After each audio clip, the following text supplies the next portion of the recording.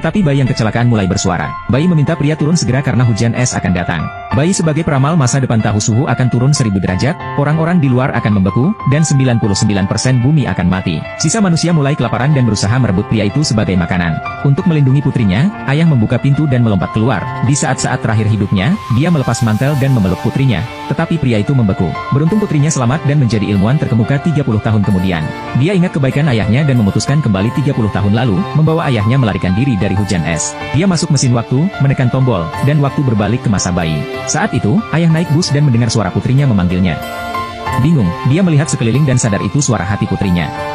Ketika mengangkat kepala, dia melihat mantan istrinya dengan influencer, menyadari bahwa istrinya yang hilang pergi bersamanya.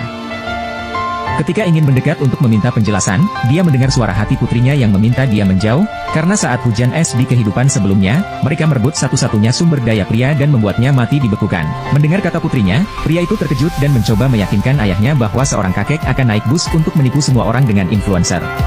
Ternyata, seorang kakek benar-benar naik, dan pria itu percaya pada kata putrinya. Ketika kakek naik, influencer mendekatinya. Bus berangkat, dan influencer siaran langsung, mengatakan kakek tampak kasihan, dan ingin memimpin penggalangan dana untuknya. Melihat itu, penggemar dan penumpang bus mulai memberi hadiah dan uang. Bayi memberitahu ayahnya bahwa kakek berpura-pura, dan dengan mencabut janggut palsunya, semuanya terungkap. Pria itu langsung merobek janggut kakek. Melihat itu, influencer mengkhianati rekannya dan meminta dia dikeluarkan dari bus. Pria itu menyadari ini adalah kesempatan.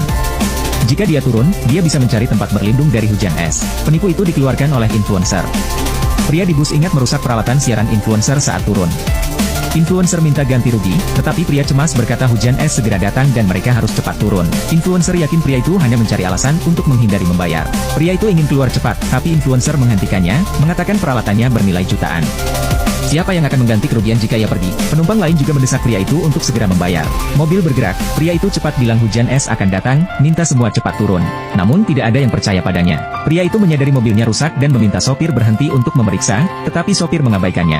Pria itu berkata semua orang ingin pulang dan bisa memperbaiki mobil. Influencer menahan pria itu, berkata dia mengganggu pengemudi. Melihat itu, pria berusaha meyakinkan bahwa hujan es segera datang dan mereka harus berhenti di titik penyelamatan. Semua orang di mobil merasa pria itu omong kosong dan mulai memukulnya. Influencer meminta sopir terus berkendara, mengklaim bertanggung jawab. Putrinya dipelukan berkata hujan es datang. Pria itu panik ingin keluar mobil tetapi dihentikan influencer yang merampas putrinya. Peralatan live streaming influencer aktif, dan dia berniat siaran langsung menuduh pria itu untuk menarik perhatian.